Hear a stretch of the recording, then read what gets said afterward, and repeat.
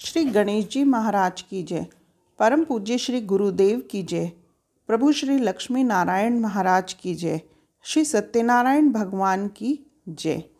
श्री सत्यनारायण व्रत कथा के लिए आवश्यक सामग्री: केले के पत्ते, पंच पल्लव, कलश, पंचरत्न, चावल, कपूर, धूप, पुष्पों की माला, श्रीफल, नारियल जिसे हम कहते हैं, ऋतुफल, अंगवस्त्र, नैवेद्य, कलावा, आम के पत्ते, यज्ञोपवीत, वस्त्र, गुलाब के फूल, दीप, तुलसी दल, पान, पंचामृत, दूध, दही, घृत, शहद, शक्कर से मिलके बना हुआ, केसर, वंदनवार और चौकी। श्री सत्यनारायण व्रत कथा की पूजा विधि: व्रत करने वाला पूर्णिमा व संक्रांति के दिन सायंकाल को स्नानादि से निर्वित होकर पूजा स्थान में आसन पर बैठकर श्रद्धापूर्वक श्री गणेश, गौरी, वरुण, विष्णु आदि सब देवताओं का ध्यान करके पूजन करे और संकल्प करे कि मैं सत्यनारायण स्वामी का पूजन तथा कथा श्रवण सदैव करूँगा। पुष्प हाथ में लेकर नारायण का ध्यान करें। यज्ञोपवीत पुष्प, धूप, नैवेद्य आदि से युक्त होकर स्तुति करें। कहें कि हे भगवान, मैंने श्रद्धापूर्वक फल, जल आदि सब सामग्री आपको अर्पण की है, इसे स्वीकार कीजिए। मेरा आपको बारंबार नमस्कार है। इसके बाद सत्यनारायण जी की कथा पढ़ें अथवा श्रवण करें।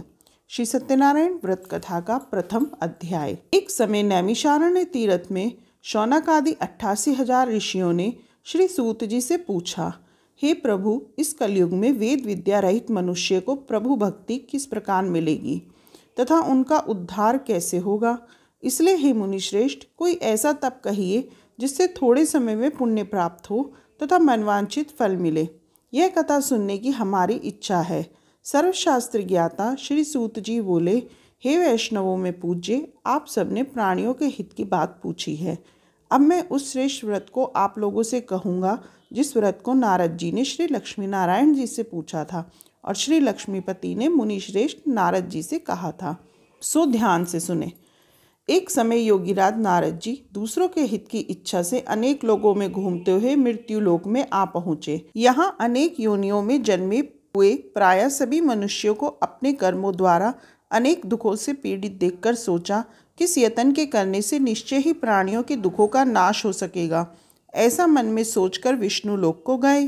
वहाँ श्वेतवंट और 4 भुजा वाले देवों के ईश श्री नारायण को देखकर, जिनके हाथ में शंख, चक्र, गदा और पद्म थे तथा वरमाला पहने हुए थे, स्तुति करने लगे। हे भगवान, आप अत्यंत शक्ति से संपन्न हैं। मन तथा वाणी भी आपको नहीं पा सकती। आपका आदि मध्य अंत नहीं है। निर्गुण स्वरूप सृष्टि के आदि भूति व भक्तों के दुखों को नष्ट करने वाले हो। आपको मेरा नमस्कार है। नारद जी की इस प्रकार स्तुति सुनकर श्री विष्णु भगवान बोले, हे मुनिश्रेष्ठ, आपके मन में क्या है? आपका किस काम के लिए आगमन हुआ है? निसंकोच कहें। तब नारद मुनि बोले, मृत्युलोक में सब मनुष्य जो अनेक योनियों में पैदा हुए हैं, अपने अपने कर्मों के द्वारा अनेक प्रकार के दुखों से दुखी हो रहे हैं। हे नाथ, मुझ पर दया रखते हुए बतलाइए कि उन मनुष्यों के सब दुख थोड़े से ही प्रयत्न से कैसे दूर हो सकते हैं। श्री भगवान जी बोले, हे नारद, मनुष्यों की भलाई के लिए तुमने बहुत अच्छी बात पूछी है। जिस काम के करने से मनुष्य मोह से छूट जाता है, वह मैं कहता हूँ, सुनो। बहुत पुण्य देने वाला स्वर्ग तथा मृत्युलोक दोनों में दुर्लभ एक उत्तम व्रत है। आज मैं प्रेमवश होकर तुमसे कहता हूँ। श्री सत्यनारायण का यह व्रत अच्छी तरह विधिपूर्वक करके मनुष्य आयु पर्यंत यहाँ सुख भोग कर मरने पर मोक्ष को प्राप्त होता है। श्री भगवान के वचन सुनकर नारद मुनि बोले, बहुत पुण्य देने वाला स्वर्ग तथा मृत्युलोक दोनों में दुर्लभ एक उत्तम व्रत है। आज मैं प्रेमवश होकर तुमसे ये कहता हूँ। श्री सत्यनारायण का यह व्रत अच्छी तरह विधि पूर्वक करके मनुष्य आयु पर्यंत यहाँ सुख भोग कर मरने पर मोक्ष को प्राप्त करता है। श्री भगवान के वचन सुनकर नारद मुनि बोले कि उस व्रत का फल क्या है, क्या विधान है और किसने यह व्रत किया और किस दिन यह व्रत करना चाहिए, विस्तार से कहिए। श्री भगवान बोले, दुख शोक आदि को दूर करने वाला, धन धान्य को बढ़ाने वाला, सौभाग्य तथा संतान को देने वाला यह व्रत सब स्थानों पर विजयी कराने वाला है। भक्ति और श्रद्धा के साथ किसी भी दिन मनुष्य श्री सत्यनारायण की शाम के समय ब्राह्मणों और बांधवों के साथ धर्मपरायण होकर पूजा करे। भक्ति भाव से नैवेद्य केले का फल, घी, दूध और गेहूं का चूर्ण सवाया लेवे। गेहूं के अभाव में साठी का चूर्ण, शक्कर या गुड़ ले। सब भक्षण योग्य पदार्थ जमा करके भगवान को अर्पण कर दे तथा बांधवों सहित ब्राह्मणों को भोजन करावे। पश्चात स्वयं भोजन करे। नित्य गीत आदि का आचरण कर श्री सत्यनारायण भगवान का स्मरण करते हुए समय व्यतीत करे। इस तरह व्रत करने पर मनुष्य की इच्छा निश्चय ही पूरी होती है। विशेषकर कलिकाल में भूमि पर यह मोक्ष का सरल उपाय है। श्री सत्यनारायण व्रत कथा का दूसरा अध्याय। सूत जी बोले, हे ऋषियों, जिसने यह पहले समय में व्रत को किया उसका इतिहास कहता हूँ, ध्यान से सुनो। सुंदर काशीपुरी नगरी में एक अत्यंत निर्धन ब्राह्मण रहता था। वह भूख और प्यास से बेचैन हुआ नित्य पृथ्वी पर घूमता था। ब्राह्मणों से प्रेम करने वाले श्री भगवान ने ब्राह्मण को दुखी देखकर बूढ़े ब्राह्मण का रूप धर उसके पास जाकर आदर से पूछा, हे विप्र, नित्य दुखी हुए पृथ्वी पर क्यों घूमते हो? हे श्रेष्ठ ब्राह्मण, यह सब आप मुझसे कहो, मैं सुनना चाहता हूँ। ब्राह्मण बोला, मैं निर्धन ब्राह्मण हूँ, भिक्षा के लिए पृथ्वी पर फिरता हूँ। हे भगवान, यदि आप इसका कोई उपाय जानते हो तो कृपया करके कहें।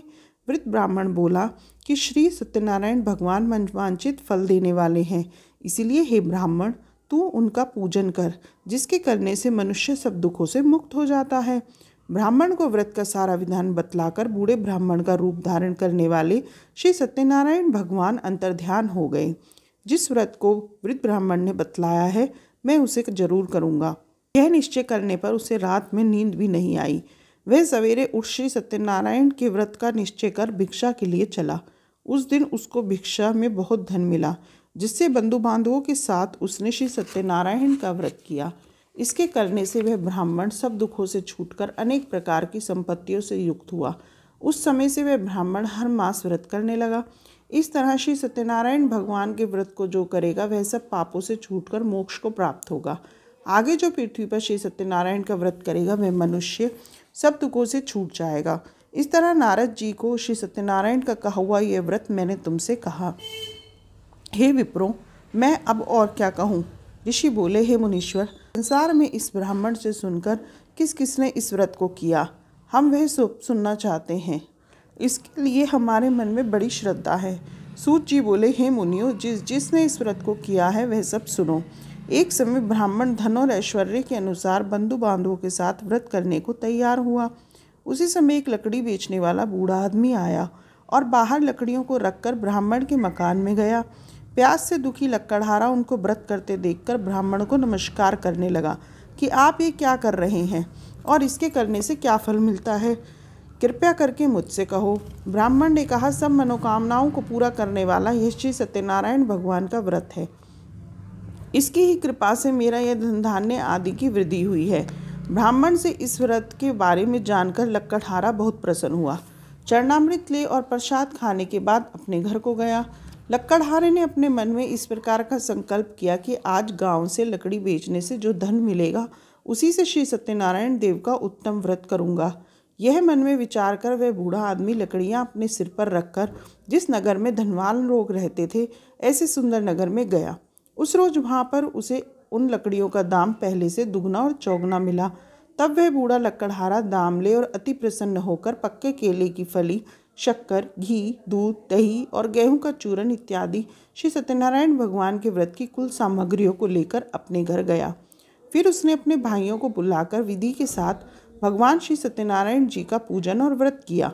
उस व्रत के प्रभाव से वह बूढ़ा लकड़हारा धन, पुत्र आदि से युक्त हुआ और संसार के समस्त सुख भोग कर बैकुंठ को चला गया।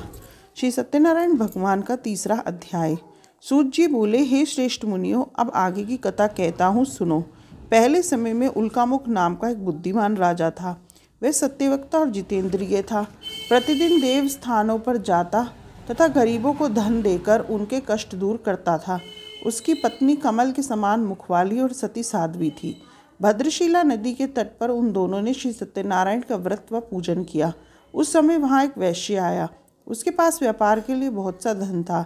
वह नाव को किनारे पर ठहराकर राजा के पास आ गया और राजा को व्रत करते हुए देखकर विनय के साथ पूछने लगा, हे राजन, भक्तियुक्त चित्त से ये आप क्या कर रहे हैं? मेरी सुनने की इच्छा है, सो आप ये बताइए। राजा बोले, हे साधु, अपने बांधवों के साथ पुत्र आदि की प्राप्ति के लिए महाशक्तिवान श्री सत्यनारायण भगवान का व्रत व पूजन किया जा रहा है। राजा के वचन सुनकर वैश्य आदर से बोला, हे राजन, मुझसे इसका सब विधान कहो, मैं भी आपके कथन अनुसार इस व्रत को करूँगा। मेरे भी कोई संतान नहीं है और इससे निश्चय ही होगी। राजा से सब विधान सुनकर व्यापार से निर्वित हो वह आनंद के साथ घर गया। वैश्य ने अपनी स्त्री को संतान देने वाले इस व्रत की महिमा को सुनाया और कहा, जब मेरी संतान होगी तब मैं इस व्रत को करूँगा। वैश्य ने ऐसे वचन अपनी स्त्री लीलावती से कहे। एक दिन उसकी स्त्री लीलावती पति के साथ आनंदित हो सांसारिक धर्म में प्रवृत्त होकर श्री सत्यनारायण भगवान की कृपा से गर्भवती हो गई तथा 10वें महीने में उसके एक सुंदर कन्या का जन्म हुआ। दिनों दिन वह कन्या इस तरह बढ़ने लगी जैसे शुक्ल पक्ष का चंद्रमा बढ़ता है। कन्या का नाम कलावती रखा गया। लीलावती ने मीठे शब्दों में अपने पति से कहा कि जी, आपने संकल्प किया था भगवान का व्रत करूंगा, अब आप उसे करिए। वैश्य, हे प्रिय, इसके विवाह पर करूंगा। इस प्रकार अपनी पत्नी को आश्वासन दे वह नगर को गया। कलावती पितृगृह में वृद्धि को प्राप्त हो गई। वैश्य ने जब नगर में सखियों के साथ अपनी पुत्री को देखा तो तुरंत दूत बुलाकर कहा कि पुत्री के लिए कोई सुयोग्य वर देख कर लाओ। वैश्य की आज्ञा पाकर दूत कंचन नगर पहुंचा और वहां पर बड़ी खोज और देखभाल कर लड़की के लिए सुयोग्य वणिक पुत्र को ले आया। उस सुयोग्य लड़के को देखकर वैश्य ने अपने बंधु बांधवों सहित प्रसन्नचित अपनी पुत्री का विवाह उसके साथ कर दिया, किंतु दुर्भाग्य से विवाह के समय भी उस व्रत को करना भूल गया। तब श्री सत्यनारायण भगवान क्रोधित हो गए और श्राप दिया कि तुम्हें दारुण दुख प्राप्त होगा। अपने कार्य में कुशल वैश्य जमाता सहित समुद्र के समीप स्थित रतनपुर नगर में गया। वहां दोनों ससुर जमाई चंद्रकेतु राजा के उस नगर में व्यापार करने लगे। एक रोज भगवान सत्यनारायण की माया से प्रेरित कोई चोर राजा का धन चुराकर भागा जा रहा था, किंतु राजा के दूतों को आता देखकर चोर ने घबराकर भागते हुए इस राजा के धन को वहीं चुपचाप रख दिया जहां वो ससुर जमाई ठहरे हुए थे। जब दूतों ने उस वैश्य के पास राजा के धन को रखा देखा तो वे दोनों को बांधकर ले गए और प्रसन्नता से दौड़ते हुए राजा के समीप जाकर बोले, यह 2 चोर हम पकड़कर लाए हैं, देखकर आज्ञा दें। तब राजा की आज्ञा से उनको कठोर कारावास में डाल दिया और उनका सब धन छीन लिया। श्री सत्यनारायण भगवान के श्राप द्वारा उनकी पत्नी भी घर पर बहुत दुखी हुई और घर पर जो धन रखा था चोर चुरा कर ले गए। शारीरिक व मानसिक पीड़ा तथा भूख प्यास से अति दुखित हो अन्न की चिंता में कलावती एक ब्राह्मण के घर गई। वहां उसने श्री सत्यनारायण भगवान का व्रत होते देखा। फिर कथा सुनी तथा प्रसाद ग्रहण कर रात को घर आई। माता ने कलावती से कहा, हे पुत्री, अब तक कहाँ रही व तेरे मन में क्या है? कलावती बोली, हे माता, मैंने एक ब्राह्मण के घर श्री सत्यनारायण भगवान का व्रत देखा है। कन्या के वचन सुनकर लीलावती भगवान के पूजन की तैयारी करने लगी। लीलावती ने परिवार अथवा बांधवों सहित श्री सत्यनारायण भगवान का पूजन किया और वर मांगा कि मेरा पति और दामाद शीघ्र आ जावें। साथ ही प्रार्थना की कि हम सबका अपराध क्षमा करो। श्री सत्यनारायण भगवान इस व्रत से संतुष्ट हो गए और राजा चंद्रकेतु को स्वप्न में दर्शन देकर कहा कि हे राजन, दोनों वैश्यों को प्रातः ही छोड़ दो और उनका सब धन जो तुमने ग्रहण किया है दे दो, नहीं तो मैं तेरा धन राज्य पुत्रादि सब नष्ट कर दूंगा। राजा से ऐसे वचन कहकर भगवान अंतर्ध्यान हो गए। प्रातःकाल राजा चंद्रकेतु ने सभा में अपना स्वप्न सुनाया। फिर दोनों वणिक पुत्रों को कैद से मुक्त करा दिया। सभा में उन दोनों को आता देख राजा ने खड़े होकर नमस्कार किया। राजा ने बड़े मीठे वचनों में कहा कि हे महानुभावों, भावीवश तुम्हें ऐसा कठिन दुख प्राप्त हुआ है, अब कोई भय नहीं है। ऐसा कहकर राजा ने उनको नए नए वस्त्राभूषण पहनाए तथा उनका जितना धन लिया था उससे दुगना धन देकर आदर सहित विदा किया। दोनों वैश्य अपने घर को चल दिए। श्री सत्यनारायण व्रत कथा का 4वां अध्याय। सूत जी बोले, वैश्यों ने मंगलाचार करके यात्रा आरंभ की और अपने नगर को चले। उनके थोड़ी दूर निकलने पर दंडी वेशधारी श्री सत्यनारायण ने उनसे पूछा, हे साधु, तेरी नाव में क्या है? अभिमानी वणिकपुत्र हंसते हुए बोला, हे दंडी, आप क्यों पूछते हो? क्या धन लेने की इच्छा है? मेरी नाव में तो बेल और पत्ते भरे हैं। वैश्य का कठोर वचन सुनकर भगवान ने कहा, तुम्हारा वचन सत्य हो। दंडी रूपी श्री सत्यनारायण भगवान ऐसा कहकर वहां से दूर चले गए और कुछ दूर जाकर समुद्र के किनारे बैठ गए। दंडी के जाने पर वैश्य ने नित्य क्रिया करने के बाद नाव को ऊंची उठी देखा और अचंभा किया। नाव में बेलपत्ते आदि देखकर मूर्छित होकर जमीन पर गिर पड़ा। फिर मूर्छा खुलने पर अत्यंत शोक प्रकट करने लगा। तब उसका दामाद बोला कि आप शोक ना करें, यह दंडी का श्राप है, अतः उनकी शरण में चलना चाहिए। तभी हमारी मनोकामना पूरी होगी। दामाद के वचन सुनकर वह दंडी के पास पहुंचा और अत्यंत भक्तिभाव से नमस्कार करके बोला, मैंने जो आपसे असत्य वचन कहे थे उनको क्षमा करो। ऐसा कहकर महान शोकातुर हो रोने लगा। तब दंडी भगवान बोले, हे वणिक पुत्र, मेरी आज्ञा से बार बार तुम्हें दुख प्राप्त हुआ है, तुम मेरी पूजा से विमुख हुआ। वैश्य बोला, हे भगवान, आपकी माया से मोहित ब्रह्मा आदि भी आपके रूप को नहीं जानते, तो मैं अज्ञानी कैसे जान सकता हूँ। आप प्रसन्न होइए, मैं सामर्थ्य के अनुसार आपकी पूजा करूँगा, मेरी रक्षा करो और पहले के समान नौका में धन भर दो। उसके भक्तियुक्त वचन सुनकर भगवान प्रसन्न हो उसकी इच्छानुसार वर देकर अंतर्ध्यान हो गए। तब उन्होंने नाव पर आकर देखा कि नाव धन से परिपूर्ण है। फिर वह भगवान श्री सत्यनारायण का पूजन कर साथियों सहित अपने नगर को चले। अपने नगर के निकट पहुंचा तब दूतों को घर भेजा। दूत ने वैश्य के घर जाकर उसकी स्त्री को नमस्कार कर कहा कि आपके पति दामाद सहित इस नगर के समीप आ गए हैं। ऐसे वचन सुन साधु की स्त्री ने बड़े हर्ष के साथ सत्यदेव का पूजन कर पुत्री से कहा, मैं अपने पति के दर्शन को जाती हूँ, तू कार्य पूर्ण कर शीघ्र आना। माता के ऐसे वचन सुनकर कलावती प्रसाद छोड़कर पति के पास गई। प्रसाद की अवज्ञा के कारण श्री सत्यदेव ने रुष्ट हो उसके पति को नाव सहित पानी में डुबो दिया। कलावती अपने पति को ना देखकर मूर्छित होकर गिर पड़ी। वैश्य दुखित हो बोला, हे प्रभु, मुझसे यह मेरे परिवार से जो भूल हुई है उसे क्षमा करो। उसके दीन वचन सुनकर श्री सत्यदेव प्रसन्न हो गए और आकाशवाणी हुई कि हे साधु, तेरी कन्या मेरे प्रसाद को छोड़कर आई है, इसलिए इसका पति अदृश्य हुआ है। यदि वह घर जाकर मेरे प्रसाद को खाकर लौटे तो इसका पति अवश्य मिलेगा। ऐसी आकाशवाणी सुनकर कलावती ने घर पहुंचकर प्रसाद खाया, फिर आकर पति के दर्शन किए। तत्पश्चात वैश्य ने बंधु बांधवों सहित श्री सत्यदेव का विधिपूर्वक पूजन किया। उस दिन से वह पूर्णिमा को श्री सत्यनारायण का पूजन करने लगा। फिर इस लोक का सुख भोग कर अंत में स्वर्गलोक को गया। श्री सत्यनारायण व्रत कथा का 5वां अध्याय। सूत जी बोले, हे ऋषियों, मैं और भी कथा कहता हूँ, सुनो। प्रजा पालन में लीन तुंगध्वज नामक एक राजा था। उसने भी भगवान का प्रसाद त्याग कर बहुत दुख पाया। एक समय वन में जाकर वन्य पशुओं को मारकर बड़ के पेड़ के नीचे आया। वहाँ उसने ग्वालों को भक्तिभाव से बांधों सहित श्री सत्यनारायण जी का पूजन करते देखा। राजा देखकर भी अभिमानवश वहाँ नहीं गया और न नमस्कार किया। जब ग्वालों ने भगवान का प्रसाद उनके सामने रखा तो वह प्रसाद को त्याग कर अपनी सुंदर नगरी को चला। वहाँ उसने अपना सब कुछ नष्ट पाया तो वह जान गया कि यह सब भगवान ने किया है। तब वह विश्वास कर ग्वालों के समीप गया और विधिपूर्वक पूजन कर प्रसाद खाया तो श्री सत्यदेव की कृपा से पहले जैसा था सब वैसा ही हो गया और फिर दीर्घकाल तक सुख भोग कर मरने पर स्वर्गलोक को गया। जो मनुष्य इस परम दुर्लभ व्रत को करेगा, भगवान की कृपा से उसे धन की प्राप्ति होगी।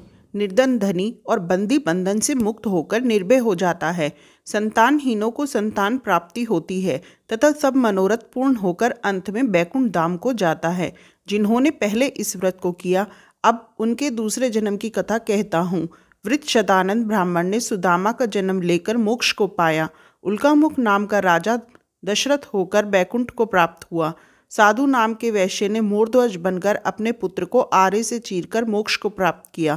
महाराज तुंगध्वज ने स्वयंभू होकर भगवान में भक्ति युक्त कर्म कर मोक्ष प्राप्त किया। इसी प्रकार प्रभु श्री सत्यनारायण भगवान की कथा संपूर्ण हुई। बोल श्री सत्यनारायण महाराज की जय। ओम श्री सत्यनारायण प्रभु जी की आरती। जय लक्ष्मी रमणा स्वामी, जय लक्ष्मी रमणा। श्री सत्यनारायण स्वामी जन पातक हरणा। ओम जय लक्ष्मी रमणा। रतन जड़ित सिंहासन अद्भुत छवि राजे। नारद करत निरंजन घंटा ध्वनि बाजे। ओम जय लक्ष्मी रमणा। प्रगट भये कलि कारण द्विज को दरस दियो। बूढ़ो ब्राह्मण बन कर कंचन महल कियो। ओम जय लक्ष्मी रमणा। दुर्बल भील किरातनी जिन पर कृपा करी। चंद्रचूड़ एक राजा जिनकी विपत हरी। ओम जय लक्ष्मी रमणा। वैश्य मनोरथ पायो श्रद्धा तज दीनी, सो फल भोग्यो प्रभु जी फिर स्तुति कीनी। ओम जय लक्ष्मी रमणा, भाव भक्ति के कारण छिन छिन रूप धर्यो, श्रद्धा धारण कीनी तिनके काज सरयो। ओम जय लक्ष्मी रमणा, ग्वाल बाल संग राजा बन में भक्ति करी, मन वांछित फल दीनो दीन दयाल हरि।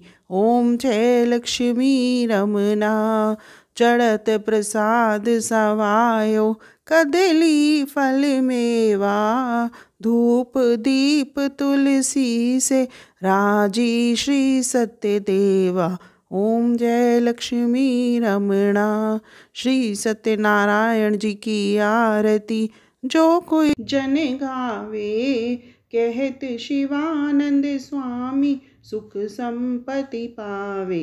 ओम जय लक्ष्मी रमणा, जय लक्ष्मी रमणा, स्वामी जय लक्ष्मी रमणा। श्री सत्यनारायण स्वामी जन पातक हरना। ओम जय लक्ष्मी रमणा। इसी प्रकार श्री सत्यनारायण भगवान की कथा पढ़ने वाले सुनने वाले, इसी प्रकार भगवान श्री सत्यनारायण जी की कथा पढ़ने वाले सुनने वाले और हुंकारा भरने वाले सभी को शुभ फल प्रदान करें, ऐसी मंगल कामना के साथ बोल श्री सत्यनारायण भगवान की जय। राधे राधे। कथा आपको पसंद आई हो तो इसे लाइक कीजिए और चैनल को सब्सक्राइब ज़रूर कीजिए। धन्यवाद।